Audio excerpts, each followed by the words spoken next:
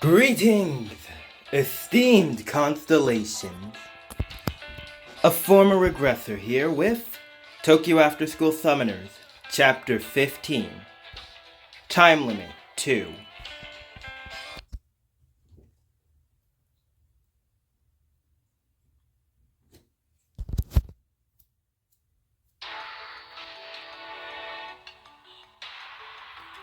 The man took part in a particular game, a death game, in which all the participants put their very lives on the line. Participants from all 24 worlds, including this one, of course, all gathered in one place, all throwing their various and sundry gauntlets every which way.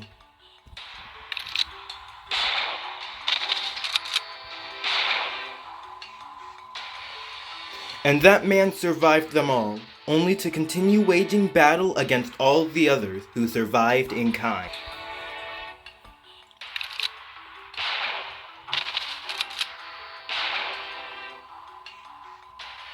Fight after fight, triumph after triumph, he persevered. Not a soul could remain standing before him. And yet, he knew that none of this meant the game would end.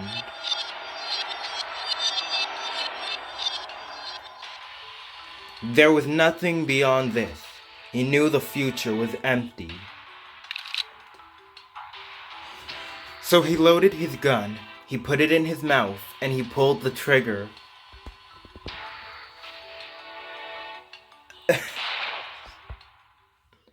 A single gunshot rang out across the now quiet wasteland.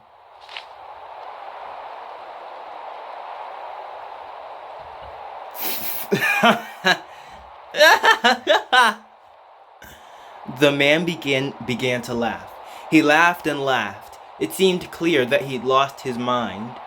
If there were to be no escape from this death game, if this living hell were forced to continue, if there were nothing left for him to hang on to aside from but a tiny thread, then he would just have to ask himself, what else is there to do here beyond grabbing that thread?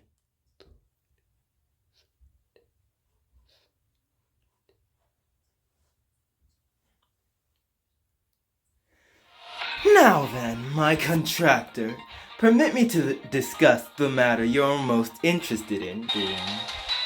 Up until now, the rule makers too have weaponized past memories, much as the other two true guilds have always done. But in this loop, they found a new weapon that they like even better.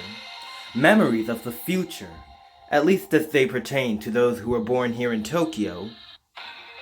And by transplanting these future memories into Tokyo residents, the rule makers succeeded in creating a new status quo. But how can there be future memories? And why do they make everyone hostile? Also, what do you mean by new status quo? Well, since I'm not native to this city myself, much of what I'm about to tell you is little more than hearsay and conjecture. But I'll tell you what I know, nonetheless. Let's go down the line in order, shall we?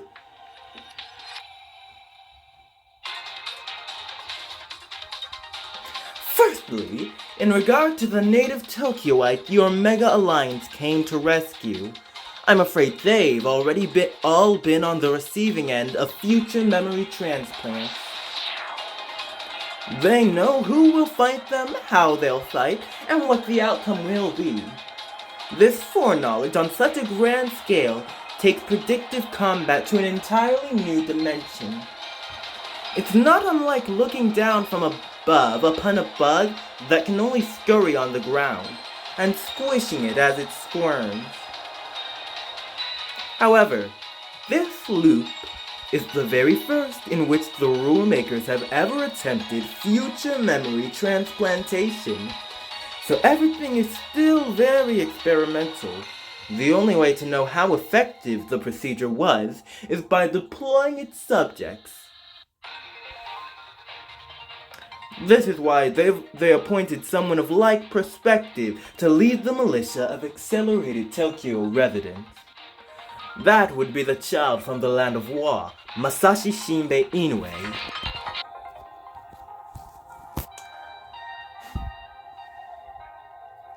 He should appear even younger than he does. I've heard tell that by all rights, he should still be a mere toddler. Yet through the guidance of a superior being, he's leaped through time and accelerated to his current age.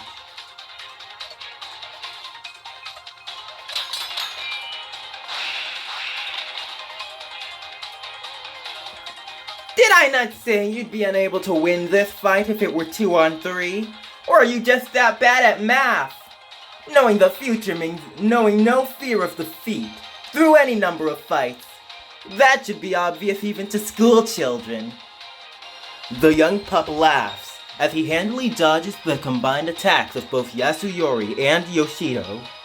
All the while, the light emanating from the dagger that serves as his sacred artifact continues to glow brilliantly as it juts from the earth.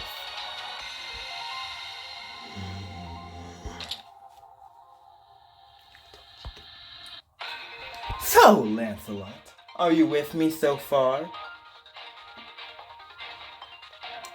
Not really. There's a lot I don't get. Let's delve into the whys a little. Why won't they come back with me? Why do they stand against us? Why do they obey the rule makers?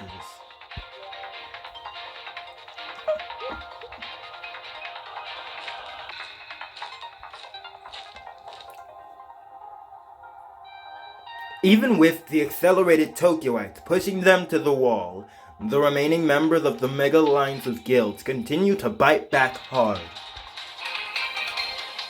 Yet amidst all the fierce fighting, they've also begun to realize something truly frightening. Those who stand against them are unlike any opponent they've fought before.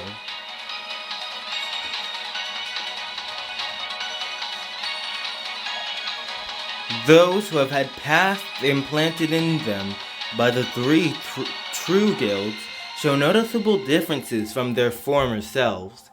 It's almost imperceptible at first, but as these are friends and colleagues, it doesn't take long for the foreign, out-of-place elements within them to assert themselves. And yet, the people standing before them are still very clearly the same people the Mega Alliance members have known and loved for ages. They just have come to deny their own true natures, seemingly by their own will. Well, let's see. The answer to all your questions is because they don't really have any other choice. Because they understand that the only path for them is to embrace the new tactics devised by the rule makers in this loop. Don't you see? The past will always just be the past, no matter the distance one may try to place between it and the present. And while it's true that even if one failed miserably in the past, there still remains hope for the future, should they come to learn that there is no future, no hope, well, that changes everything on a fundamental level.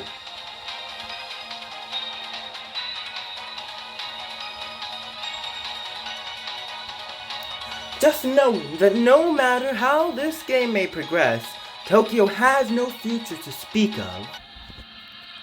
Knowing that for as long as they remain players of the game, there's no escaping from this nihilistic fate. Knowing that the one and only way to survive this death game is to become a superior being, what choice are they left with but to side with the rule makers, to help ensure the future of those who have come to save them?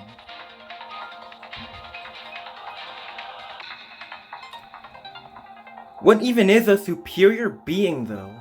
What makes someone superior? Privilege? Wait a minute. You can't mean... Consider gambling. Are you familiar with the concept of a sure bet? Of a gamble that's not really much of a gamble at all.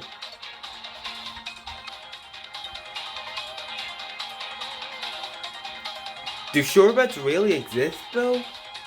Are we circling back to fraud again? But yes, I do know what a sure bet is. Whether betting at a casino or horse tracks, or playing the lottery, anyone who gambles for too long is sure to lose. And that's because if they didn't, the bookie would never be able to make any money, so the wager would never be taken. This leaves only one path to a sure victory. Become the bookie. Become an administrator. That's the rulemaker's current approach. They are to surpass mere players and become superior beings. Become game masters.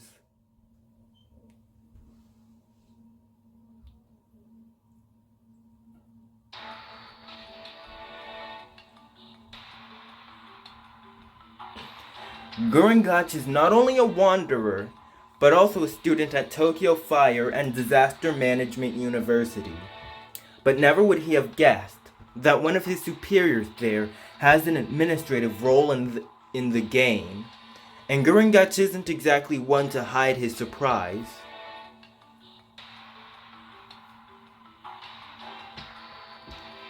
Word from the Game Master's top brass, passed down from atop Tokyo's Tower of Babel, is as follows.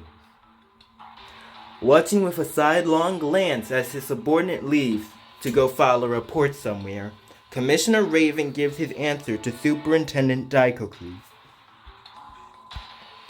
Our primary goal is to see to it that the game here in Tokyo keeps on going, and to that end, there are a lot of things that the rule makers have done that we've got to look the other way on, at least in this current loop. The Yurakucho entertainers are the other half of the administrative branch of this game, but they've gone rogue. Spurred on by their reverence for an outside influence, an observer who'd been watching from a distance all this time. Everything they did was for the benefit of the exception Solomon, who had been closely observing the trophy all this time. Perhaps they felt they owed him one for being such a captive audience to their acting all this time.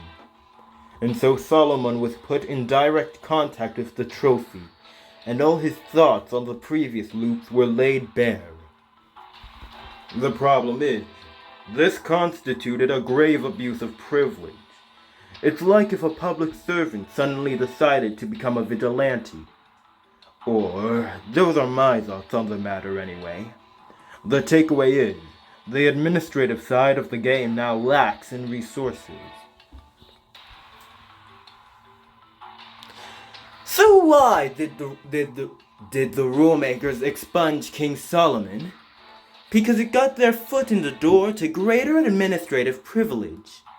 Why did they ally with and ultimately break up the entertainers?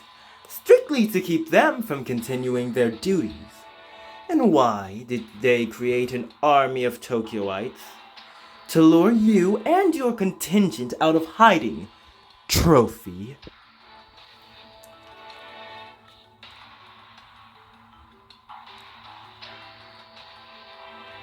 They intended to trap you, as Solomon's successor, within the walls of this future city. In one fell swoop, they hoped to take your role, and those of the entertainer, and with them, seize total control of the game.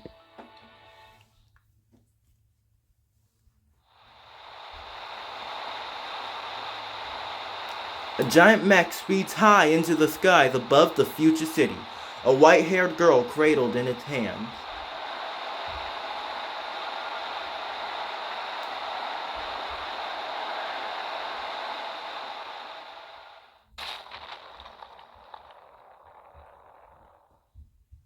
Moments later, the mech and the girl touched down upon the city's hanging garden.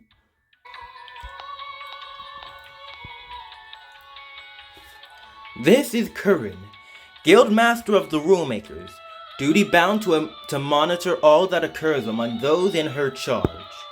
She lays her hand upon the stone monument at the center of the garden, activating a three-dimensional projection of a certain individual.